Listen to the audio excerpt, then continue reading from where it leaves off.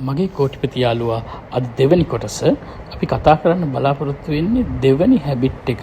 එහෙම නැත්නම් දෙවැනි පුරුද්ද ඔයාගේ සල්ලි විනාශ කරන්න පුළුවන්. මේ පුරුද්දට අපි කියනවා යෝග්‍ය භවයේ මායාව. එහෙම නැත්නම් deserve illusion. යෝග්‍ය භවයේ මායාව. මොකද්ද මේ යෝග්‍ය භවයේ මායාව කියලා කියන්නේ?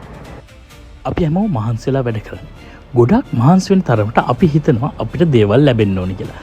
උදාහරණයක් හැටියට ඔයා හිතන්න ඔය සතියක් පුරා මහන්සිලා රිපෝට් එකක් හදනවා. මේකට ඔයා ගොඩක් මහන්සි වෙනවා. ඒකින්ද ඔයාට හිතෙනවා සිකුරාදා හවස ඒ කියන්නේ රිපෝට් එක හදලා ඉවරුනාට පස්සේ ඔයාට කොහේ හරි හොඳ රෙස්ටෝරන්ට් එකකට ගිහිල්ලා ඩිනර් එකක් ගන්න.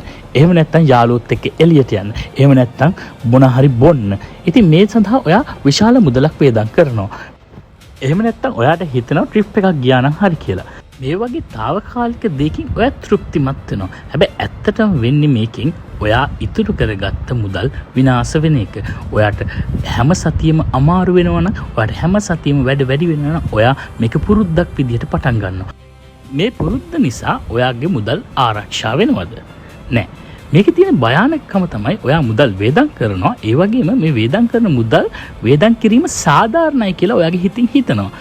ඉතින් අන්තිමේදී වෙන්නේ ඔයාට ඉතුරු කරගන්න තිබුණු මුදල් විනාශ වෙලා යන එක. මම කියන්නේ නැහැ ඔයා හැමදාම මුදල් ඉතුරු කරගෙන කිසිම දෙයක් වේදම් නොකර ඉන්න ඕනි කියලා. ඒත් ඔයාට හැම සතියෙම ඔයා මහන්සි වෙන පාරට ඔයා වේදම් කරන්න පටන් ගන්නවා නම් ඔයාගේ ෆයිනෑන්ෂල් ජීවිතය විනාශ වෙනවා. මේක තමයි දෙවෙනි පුරුද්ද ඔයාගේ සල්ලි එහෙම නැත්නම් ඔයාගේ ධනය විනාශ කරන්න පුළුවන් වෙන්නේ.